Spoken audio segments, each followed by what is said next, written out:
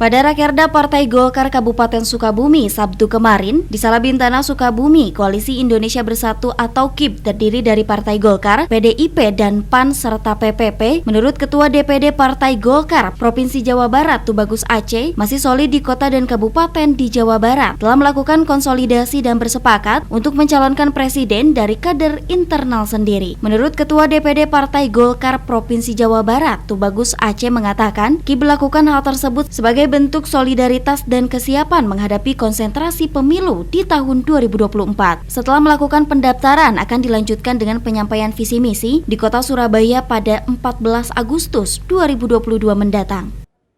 Dengan KIB sendiri kondisinya Pak, di daerah Pak? Ya, KIB sejauh yang kami ikuti dan saya sendiri datang ke setiap kabupaten kota di Jawa Barat, alhamdulillah telah terkonsolidasi. Hari ini kita bisa menyaksikan di Kabupaten Sukabumi Partai Golkar dipimpin Pak Bupati, kemudian PAN, P3, kemarin saya dari Cianjur juga melakukan hal yang sama, kemudian di Kota Bekasi kami melakukan hal yang sama.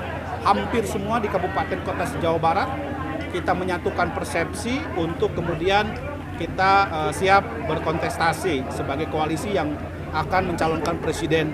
Sementara itu, beberapa partai besar seperti Partai Gerindra dan juga Partai PKB telah melakukan pendaftaran peserta pemilu ke KPU Pusat pada hari Senin 8 Agustus 2022 kemarin. Dari Kabupaten Sukabumi, Muhammad Ujang Heriaman melaporkan untuk Dinamika.